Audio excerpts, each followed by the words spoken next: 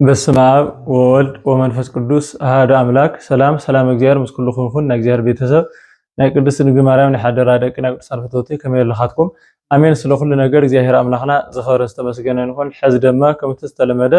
ኣብ ሰሙን ሕማማት ክግበሩ ዘይግቦም 10 ነገራት ንሕና መፂና ኣለና። ቅድሚ ላፍቶ ክግበሩ ዘይግቦም 10 ነገራት ዝርዝር ምእታውና ሰሙን ሕማማት መኣዘ ኢሉ ይጅምር ክንደይ መዓልቲ ከለዎ ስያሙ ኢኸ እንታይ እዩ ዝብል ሓሳባት ክንርሞ ኣብቶም ቀፂሎም ዘሎ ሓሳባት ክንርኢ ኢና። እቲ ቀዳማይ ንሪኦ በዓለ ሆሳኢና እዩ። ሕማማት ክንብል ከለና ካብ ሆሳኢና እዩ ይጅምር። ስለዚ ሆሳኢና ማለት ኦ ጎይታ እግዚአብሔር ህዝ ኣድሕን ዝብል ቃል ኮይኑ ስለዚ ኣብ በዓለ ሆሳኢና እንሪኦም ነገራት እዮም። ሓደና መጀመርታ ጎይታና መድሓኒትና ኢየሱስ ክርስቶስ ካብቶም ሃዋርያት ክልተ ሪኢኹ እታ ተኣሲራ ካብቶም ሃዋርያት ክልተ ሰባት ሪኢኹ እታ ምስጓላት ኣሲራ ዝነበረት ኣርጊ ፈቲሕኩም ኣምፅእ ኢሉ ከም ዝለኣኸሞ ኣርጊ ተፈቲሓ ጎይታ ክርስቶስ ህዝባና ተፅዒኑ ናብ ኢየሩሳሌም ከም ዝኣተወ ከምኡ ድማ እቶም ህዝቢ ዓበይትን ኣናእሽተይን ንጎይታና መድሓኒትና ኢየሱስ ክርስቶስ ሆሳኢና በኣርያም እናበሉ ስየ ቆሪፆም ከም ዝተቀበልዎ ከምኡ ድማ እቶም ህፃናት ክዝምሩ ከለዉ ጸሓፍቲ ፈሪሳውያን ደስ ከም ዘይበሎሞ ነቶም ህፃናት ሱቅ በሎም ኢሉ ከም ዝተናገሩ ጎይታ ክርስቶስ ለለ ትንቢት ዳዊት ደይነወኩም ኢኹም መጽሓፍ ደይነወኩም ኢኹም ማፈለጭቆ ህፃናት ኣስተዳለው ከሰባተ ካብ ህፃናትን ካብ ቆልዑን ምስጋና ኣዳለኻ ልብል ቃል ወይ ደሞ ትንቢት ደው ኣይነወኩም ኢሉ ከም ዝተናገሮም ንዝክረሉ ዕለት እዩ ማለት እዩ። ስለዚ በዚ ዕለት እዚ ኣዳምን ደቂ ኣዳምን ካብ ሲኦል ልወፅሉ ካብ ባርነት ለላቀቀሉ ካብ እስራት ሓጢያት ልፍትሕሉ ካብ ናይ ዲያብሎስ ባርነት ልወፅሉ ምስጢር ከም ዝቃረበ እዚ ዕለት እዚ ለዘኻኽረና ሓደ ዓብይ ምስጢር እዩ ማለት እዩ። ካልኣይ እንሪኦ ሶኒ እዩ። ሶኒ ኣብ ሶኒ ክልተ ነገራት እዮም ተፈፂሞም። እቲ ሓደ መርገመ በለስ ማለት እውን ካብ ቢታንያ ናብ ኢየሩሳሌም ክድይብ ከሎ ጎይታ ክርስቶስ ንጉሆ ክድይብ ከሎ ጠምየ ኢልል ብንጉሆ ዝተውዕሉ። ስለዚ ልጠመዮ ነገርስ ከምቲ ንሕና ንፈልጦ ጥሜት ለይኮነሲ ናይ ሰብ ፍቅሪ ካብ ልጠመዮ ለዘኻኽረና ማለት ኢና። ነታ በለስ ፍረ ደልዩላ ከደ ተኾነ ግን እታ በለስ ፍረ ኣየፍረየትን ፍረ ኣይረኸበላን ስለለይ ረኸበላ ለለ ኣቲ በለስ እስካዕ ሕዚ ናብ ምፍራይ ግዜ ኸነይሩ ሕዚ ግን ስለለይ ረኸበላ ለለ ነታ በለስ ንድሕሪ ሕዚ ፍረ ኣይረኸብክ ኢሉ ረገማ ኣብ ግዜ እውን ደረቐት ይብል። ሃዋርያት በዚ ተደንዲቆም እዚ ነገር እዚ ከመይ ኢሉ ኮይኑ ማለት ሓደ ግዜ ተናጊርካ ብሓደ ግዜ ከመይ ኢላ ደሪqa ክብሉ ከለዉ ሓቂ ይብለኩም ኣለኹ እንኳንስ ኣነ ንስኻትኩም ፍጹም እምነት እንድሕር ዳ ሃልይኩም ሲ እንኳን ዝኣፀለ ህዝያስ እዚ ተራራ ወይ ደሞ ዝጎወዚ ካብዚ ተልዒልካ ናብቲ ባሕሪ እቶ እንድሕር ዳ ኢልኩምሲ ይኾነልኩም እዩ ትኽእሉ ኢኹም ስልጣነ ሂወኩም እዩ ዝብል ቃል ከም ዝተናገረ ማለት እዩ። እቲ ካልኣይ ናብ ምኩራብ ኣትዩ ወይ ደሞ ናብ ቤተ መቅደስ ኣትዩ ኣንጽህር ልገበረሉ ቤተ መቅደስ ለንጽህሉ ምኩራብ ለንጽህሉ መዓልቲ እዩ ማለት እውን ጸሓፍቲ ፈሪሳውያን ኣይሁድ እቲ ቤተ መቅደስ ንሱ መሸጥን መለወጥን ገይሮምዎ ነይሮም። ስለዚ ጎይታ ክርስቶስ ኣብ ኣትዩ ቶም ልሽጡን ልልውጥን ኣውፂኡ ኣባሪሩ ካብ መሸጥን መለወጥን ካብ በዓቲ ሸፋትን ሰረቕትን ምዃን ስለዚ ኣብ ሶኒ መርገመ በለስን ኣንጽህት ቤተ መቅደስን ልፈጸመሉ ዕለት እዩ ማለት እዩ። ሶሉስ ክንከርከለና ሉቃስ ወንጌል ምዕራፍ 20 ኣብ ሉቃስ ወንጌል ምዕራፍ 20 ንረኸለለ ዕለት ሶሉስ ጸሓፍቲ ፈሪሳውያን ናብ ጎይታ ክርስቶስ ብዙሓት ጥያቄታት ለቕረቡሉ እሞ ጎይታ ክርስቶስ በዞም ጥያቄታት እዚኦም ኣቢሉ ነቶም ጥያቄታት ሳቶም መሊሱ ኣሕፊሩ ብዙሕ ትምህርቲ ብዙሕ ምሳሌታት ለመሃረሉ ዕለት እዩ ማለት እዩ። ስለዚ ሶሉስ ክንብል ከለና ና ጥያቄን መልስን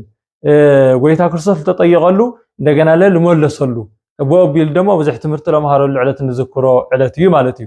ረቡዕ ክንብል ከለና ምክረ ኣይሁድ ዝተፈጸመሉ ምክረ ኣይሁድ ዝተፈጸመሉ ማለት ጎይታ ክርስቶስ ብልሰርሖ ስራሕ ብለርኣያ ተኣምራት ብለመሃሮ ትምህርቲ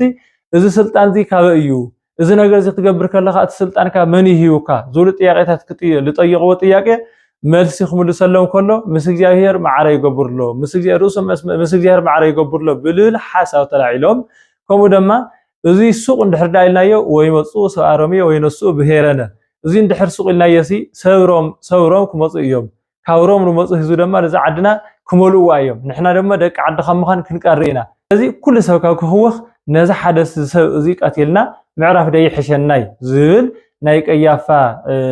ምኽሪ ንጸንዐሉ እሞ እንደገና ኩሉ ትጓኤ ጎይታ ክርስቶስ ልኽቕተል ዝተማኸርሉ ምኽሮምለ ልጽንዐሉ መዓልቲ እዩ ማለት እዩ። እቲ ሓምሻይ ድማ ሐሙስ እዩ። እዚ ዕለት እዚ ዝተፈላለዩ ስያሜታት ኣለዎ። ናብ መጀመርያ ስሙ ጸሎተ ሐሙስ ይበሃል። ጸሎተ ሐሙስ ተባሃለሉ ምክንያት ድማ ጎይታና መድሓኒትና ኢየሱስ ክርስቶስ ዝተባረኸ ከሎ መጀመርታ ስለ ጸለየ ጸሎተ ሐሙስ ይበሃል። ከምኡ ድማ ኣብ ዮሐንስ ወንጌል ምዕራፍ 17 ዘሎ ነዊሕን ሰፊሕ ዝኾነ ጸሎት ስለዝጸለየ ጸሎት ሐሙስ ይባሃል ከምኡ ድማ ሐዋርያቱ ሙስተማሃሩ ኸይዱ ልጸለየ ጸሎት ማቴዎስ ወንጌል ምዕራፍ 26 ንረኾ በዚ ምኽንያት ንሱ ድማ ጸሎት ሐሙስ ተባሂሉ ይፍለጥ ካልኣይ ናይ ትእዛዝ ሐሙስ ይባሃል ናይ ትእዛዝ ሐሙስ ተባሃለሉ ምኽንያት ድማ ጎይታና መድሓኒትና ኢየሱስ ክርስቶስ እግረ ሐዋርያት ምስ ሓፀበ ኣነ ከም ዝሓፀብኩም ከምቲ ኣነ ንዓኹም ዝገበርኩልኩም ንስኻትኩም እውን ለኸማኹም ልበል ሓውኩም ከምኡ ጌርኩም ሕፀቡ ከምኡ ጌርኩም ትሕትና ገበሩ ከምኡ ገበሩ ኢሉ ስለ ዝኣዘዘ ናይ ትእዛዝ ሐሙስ ይባሃል ከምኡ ድማ ነቶም ሐዋርያት ጎይታ ክርስቶስ ክጽሊ ከሎ ናብ ፈተና ከይተኣትዩ ተጊኹም ጸልዩ ኢሉ ዝኣዘዘሉ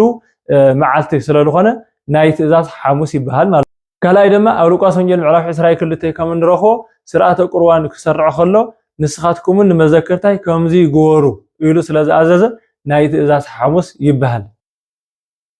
ራብዓይ ህጾተ ሐሙስ ይባሃል ህጾተ ሐሙስ ማለት ጎይታና መድሓኒትና ኢየሱስ ክርስቶስ ለሐዋርያት ለሓፀወሉ ዕለት ስለ ዝኾነ ህጾተ ሐሙስ ይባሃል ሉቃስ ወንጌል ምዕራፍ 20 ከም እንረኽቦ ማለት እዩ ስለዚ እዞም ስያሜታት እዚኣቶም ኩሎም ኣብ ዕፍቲ ዕለት ሐሙስ ዝተፈጸሙ ተግባራት ኮይኖም ካብ ዋዜማ ሆሳዕና ጀሚሩ እስከ ዓርብ ዝንበቡ ምንባባት ብዛዕባ ጎይታና መድሓኒትና ኢየሱስ ክርስቶስ ሕማሙን መከሩን ስቅለቱን ዘዘኻኽሩን ዘምሁሩን መጻሕፍቲ እዮም ዝንበቡ ኣብ ሐሙስ ውሽጢ ግን ስርዓተ ቅዳሴ ይፍጸም እዩ ስርዓተ ቅዳሴ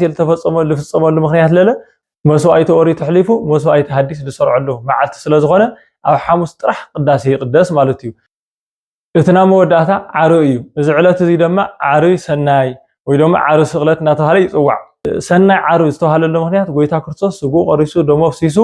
ንዓለም ነፃነት ዝሃበሉ ንዓለም ድሕነት ዝዓደለሉ ኣብ ክንዲ ዓለም ቤዛ ዝኾነሉ ኣዳምን ደቂ ኣዳምን ካብ ሲኦል ዝወፅሉ ዲያብሎስ ዝተሰዓረሉ ሞት ዝተሸነፈሉ መዓልቲ ስለ ዝኾነ ሰናይ ዓርብ ይባሃል ጎይታ ክርስቶስ ተሰቀለሉ መዓልቲ ስለ ዝኾነ ድማ ዓርብ ስቕለት ይባሃል ማለት እዩ ስለዚ ናይዞም መዓልታት እዚኣቶም ስያሜኦም እዚ ይመስል ጽልና እንሪኦም ኣብ ውሽጢ ሕማማት ክግበሩ ዘይግቦም 10 ነገራት ዝብል ሓሳብ እዩ ላፍቶም 10 ነገራት ቅድሚ ምእታውና ኣብ ሕማማት ውሽጢ ጥቕልል ብዘለ መልክዑ ከንሓስቦም ዝግበአና ነገራት ሰለስተ ዓበይቲ ነገራት ኣለዉ እቲ ሓደ እዘን 6 መዓልቲ እዚኣተን ዓመተ ፍዳ ዓመተ ኩነኔ ማለት እውን 5500 ዘመን እንዝክረሉ ወይ ደግሞ ብ5500 ዘመን እንምስለሉ መዓልትታት እየን ስለዚ እዚ ንሓሰብና ካልኣይ ነገር መከራ ክርስቶስ ሕማማት ክርስቶስ ግርፋት ክርስቶስ ስቅለት ክርስቶስ ቁስል ክርስቶስ እንሓሰብና እንቅንየሉ እንሰግደሉ እግዚአብሔር አምላኽና እንምልኸሉ ለእግዚአብሔር አምላኽ እንልሙነሉ መዓልትታት እየን እቲ ሳልሳይ ድማ ሓጢያትናን በደልናን ክፍኣትናን ቂም በቀልናን እናዘከርና እግዚአብሔር አምላኽ መሐረና እንብለሉ ሰሙን እዩ ማለት እዩ ስለዚ ኣብዘን ሰለስተ እዚኣተን ዝተፈላለዩ ሓሳባት ኣለዉ እትና መጀመርታ ኣብ ውሽጢ ሰሙን ሕማማት ክንፍጾሞም ዘይግቡና 10 ነገራት ወይ ደግሞ ክግበሩ ዘይግቡ ፈጺምና ክንገብሮም ዘይግቡና ነገራት 10 ነገራት ለወልናዮም ታይ ብምንታይ ምኽንያት ጌርና ኢና እንድሕሪና እዚ ሰሙን እዚ ናይ ዓመተ ፍዳ ናይ ዓመተ ኩነኔ ናይ 5500 ዘመን ናይ ዘመነ ኦሪት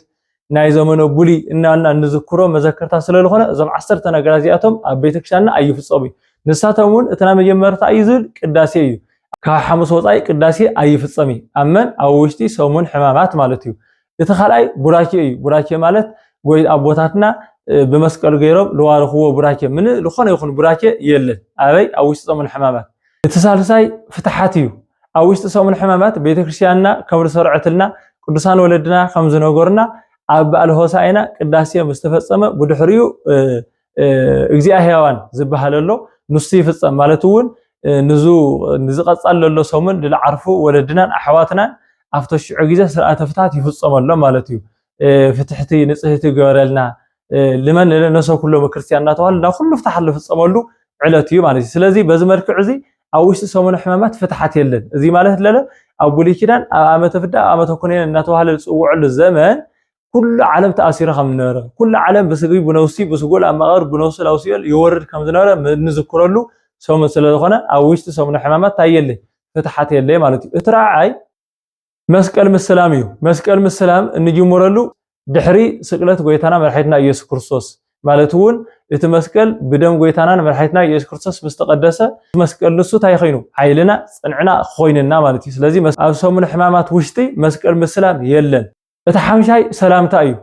ሰላምታ ኣብ ውሽጢ ሰሙን ሕማማት የለን ማለት እውን ይሁዳ ለጎይታና መድሓኒትና ኢየሱስ ክርስቶስ ብምስዓም ስለለተሓዞ ብኡ ምኽንያት ድማ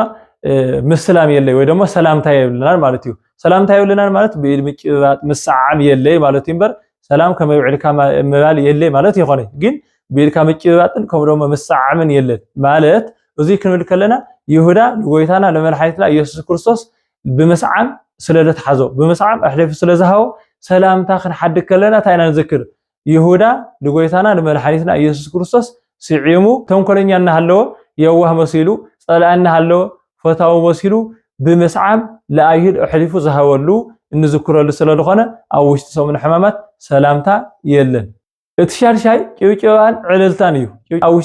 كيوكيوان عللتان أو وشتسو من حمامات يلن مالتون هوساينا بأريام لولد داويت النالو نانكيوكيو نعللو نامسقونو تقبلو ممنيرو تخوناقين لتوم هوساينا بأريام نالو النور هزي أو عارف سقلت كلهم سقلو يلوم تناقيرهم يوم سلازي أو سمن حمامات مكرا كريستوس قرفات كريستوس نحسولو سلحاتياتنا أنو خيلو مكرا كريستوس نحسبنا سقلت ويتا نحسبنا مكرا كريستوس نحسبنا قرفات ويتا نحسبنا نحزنولو حاتياتنا نبدلنا يقرب لنا إن